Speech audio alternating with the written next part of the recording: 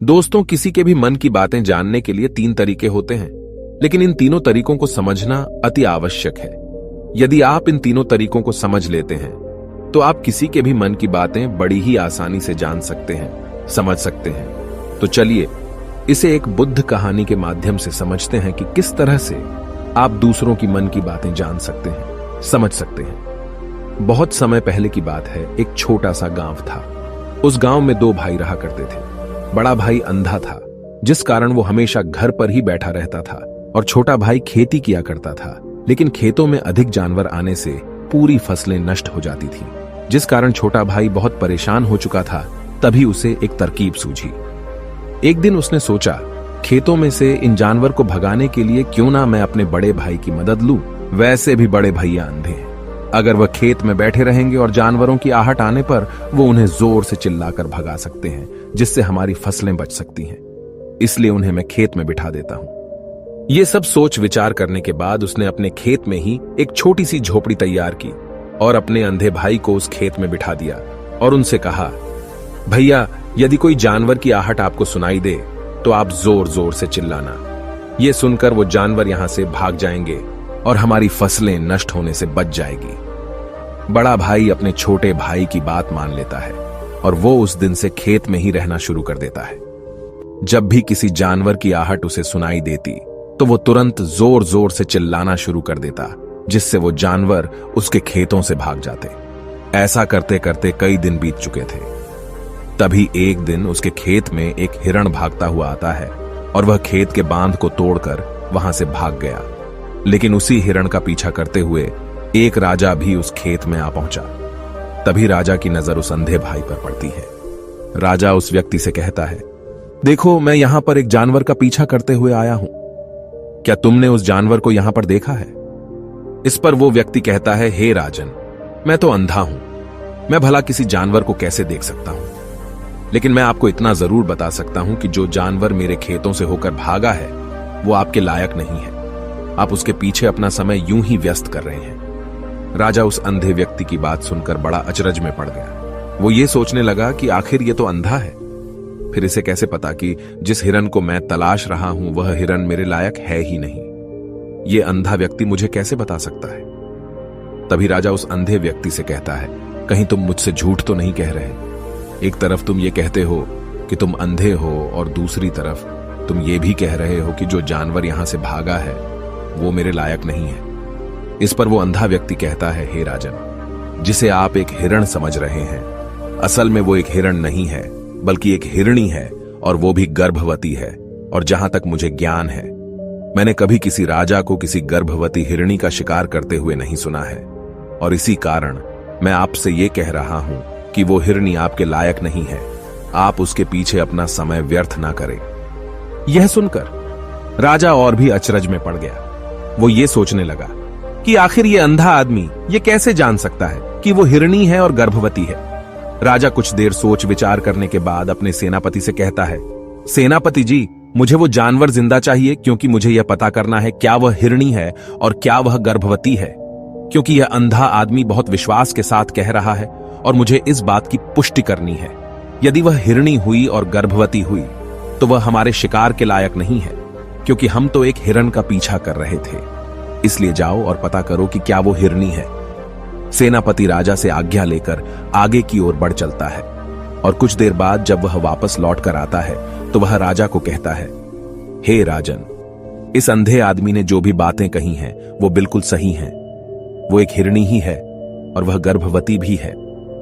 यह सुनकर राजा आश्चर्यचकित रह गया। उसे समझ नहीं आ रहा था कि आखिर अंधा आदमी कैसे पता कर सकता है कि वह जानवर एक हिरणी है, और तो और वह गर्भवती है। भला एक अंधा आदमी यह कैसे देख सकता है, यह कैसे जान सकता है? आखिर इसे यह कैसे पता चला? ऐसे कई सारे प्रश्न अब राजा के मन में उमड़ने लगे। अब राजा ने यह ठान लिया था कि मुझे इस बात की तह तक पहुंचना ही है कि आखिर यह अंधा आदमी कैसे जानता है कि वह जानवर एक हिरणी है।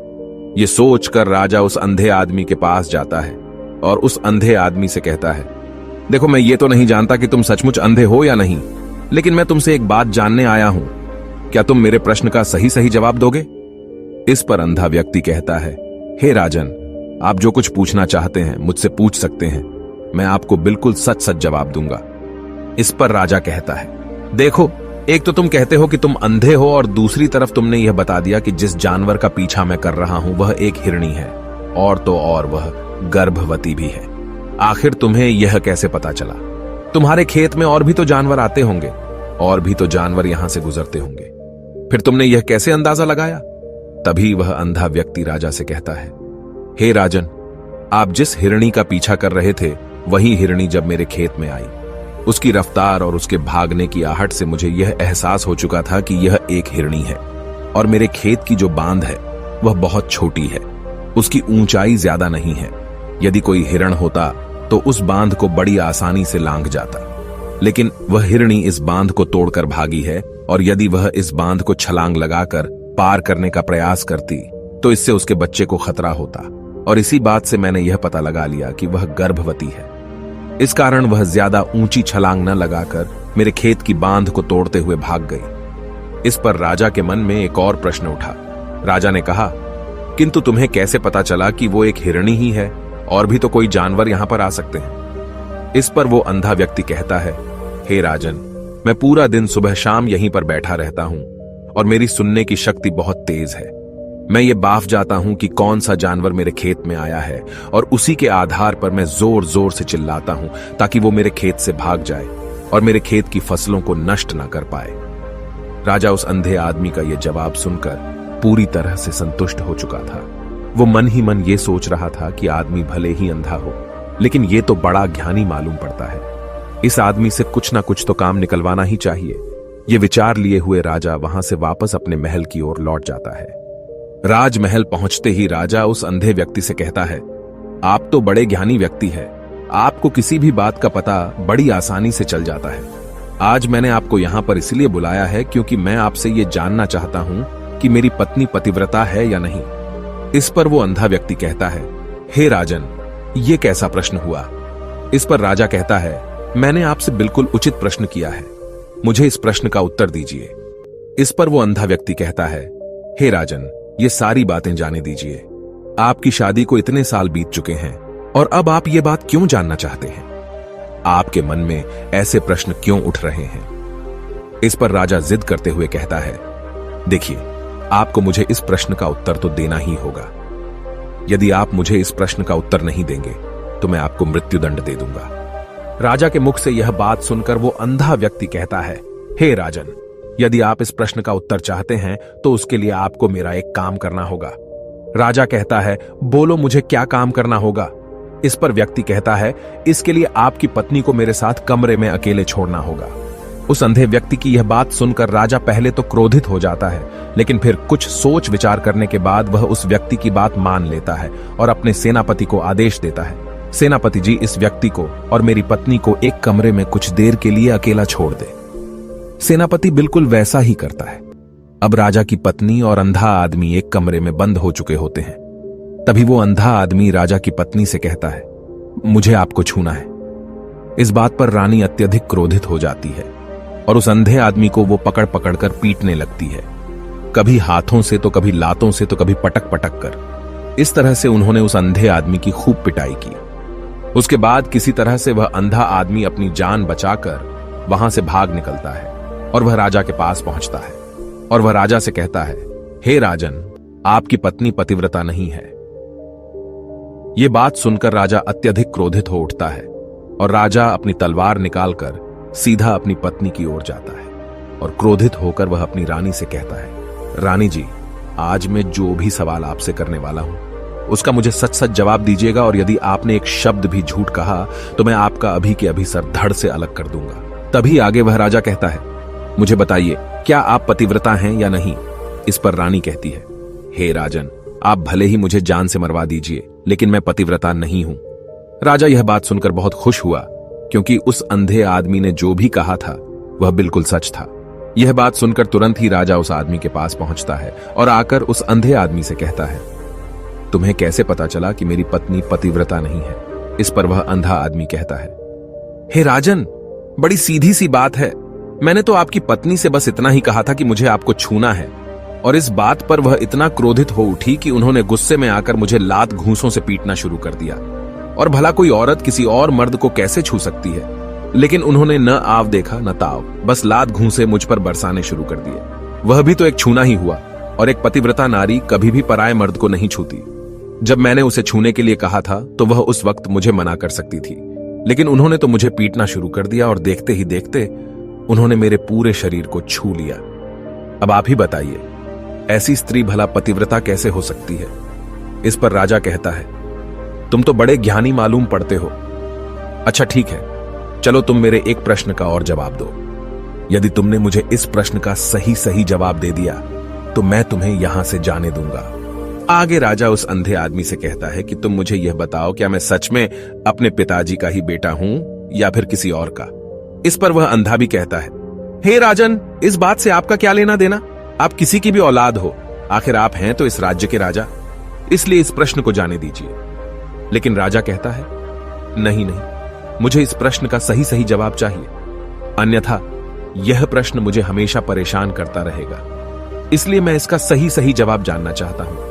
यदि तुम इसका सही सही जवाब दे देते हो तो तुम यहां से जा सकते हो, मैं तुम्हें नहीं रोकूंगा।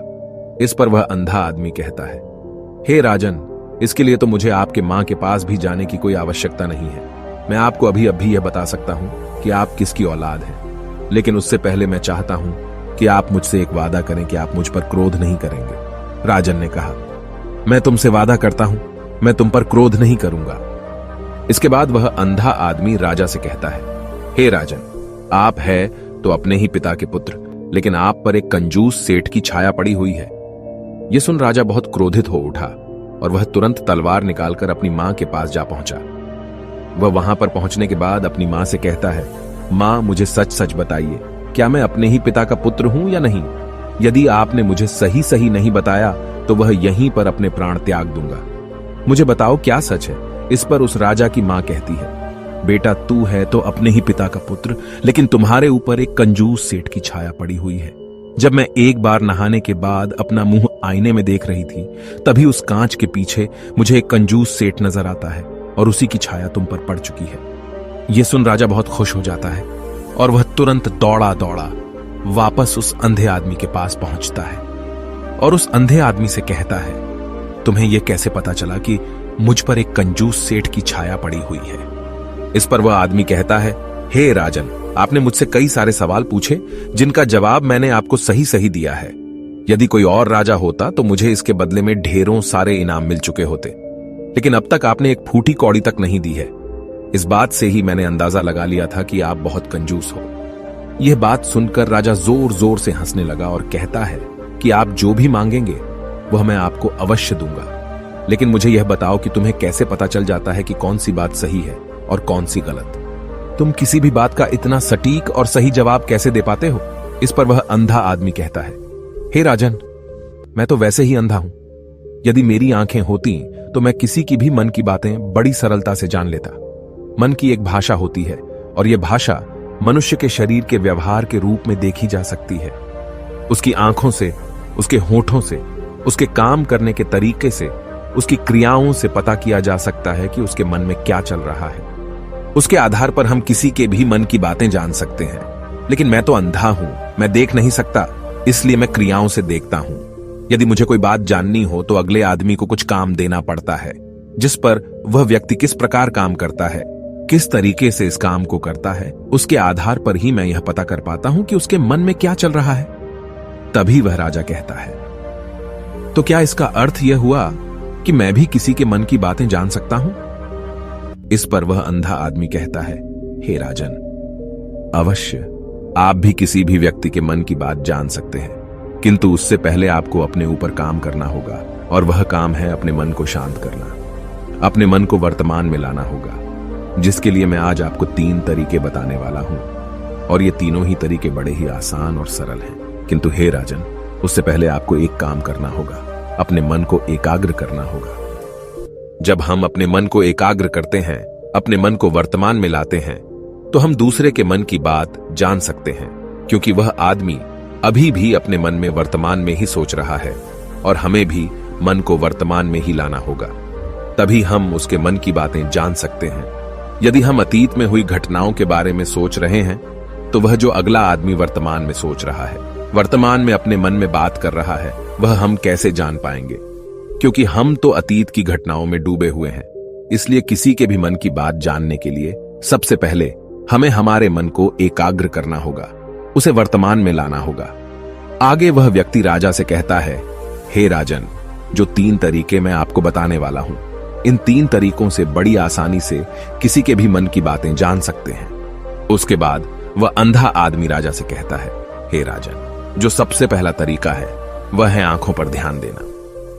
किसी व्यक्ति से बात करते वक्त उसकी आंखों में देखना, उसकी आंखों पर ध्यान देना जो सबसे ज्यादा जरूरी है, क्योंकि आंखें बोलती नहीं पर बहुत कुछ कह जाती हैं। यदि हम किसी व्यक्ति की आंखों के इशारों को समझना सीख जाएं, हम यह जान पाएंगे कि व्यक्ति के दिमाग में क्या चल रहा है, वह क्या सोच रहा है और अभी वह क्या करने वाला है। मेरे पास आंखें नहीं हैं, लेकिन मैंने अपने गुरु से यह विद्या सीखी है, क्योंकि बहुत सालों पहले मेरे पास आंखें थीं और मैं उस वक्त लोगों के मन की बातें केवल उनकी आंखों से ही जान लेता था। इसलिए यदि आप भी दूसरों की मन की बातें जानना चाहते हैं तो आपको भी उनकी आंखों पर गौर करना चाहिए, जैसे कि उनका आकार कैसा है, वह कब, कहां और किधर देख रहे हैं। यदि उसकी आंखें यहां वहां घूम रही हैं, जब आप उससे बातें कर रहे हैं तो वहां वह इधर उधर मोड़ रहा है, कभी ऊपर तो कभी नीचे या कभी आसपास, या फिर उसकी आंखें खुश नजर आ रही हैं या फिर आंखें निराश नजर आ रही हैं, जैसे कि चोर होता है। उसकी आंखों में जब हम देखते हैं तो हमें यह पता चलता है कि अगले आदमी ने कोई गलती की है। ठीक उसी प्रकार जब हम किसी चालाक व्यक्ति की आंखों में देखते हैं तो आपको पता चलेगा कि उसकी आंखों में एक भाषा होती है, एक बहुत ही सीधा और आसान तरीका होता है। यदि आपको यह पता लगाना है कि सामने वाला व्यक्ति आपसे झूठ कह रहा है या फिर सही, तो आपको उसकी आंखों पर ध्यान देना अति आवश्यक है। यदि आपसे बात करते वक्त वह व्यक्ति अपनी आंखें यहां वहां घुमा रहा है, ऊपर नीचे, इधर उधर, दाएं बाएं, हर जगह देख रहा है, तो इसका अर्थ यह हुआ कि वह उस बात से निकलने का कोई रास्ता ढूंढ रहा है, वह कोई झूठ बना रहा है। यदि सामने वाला व्यक्ति आपसे कुछ झूठ कहने का प्रयास कर रहा है तो वह आपसे नजर नहीं मिलाएगा। वह यहां वहां देखेगा, ऊपर नीचे देखेगा, लेकिन वह आपकी आंखों में आंखें डालकर कभी नहीं देख पाएगा, क्योंकि उसे डर है कि यदि उसने आपकी आंखों में आंखें डालकर देखी तो उसका झूठ पकड़ा जाएगा और लोगों को सच्चाई का पता चल जाएगा। और इसी प्रकार कुछ और भी भाषाएं होती हैं। जब आप किसी की आंखों में आंखें डालकर यह देखना शुरू कर देंगे कि उसके हाव भाव क्या है, ठीक उसी प्रकार चेहरे के हाव भाव होते हैं, जिससे हम मन की बातें बड़ी आसानी से समझ सकते हैं और इन्हें भी समझना बहुत जरूरी है। कभी कभी कोई व्यक्ति अपने चेहरे से जैसे आंख, होंठ और बहुत से कुछ अलग अलग व्यवहार करता है।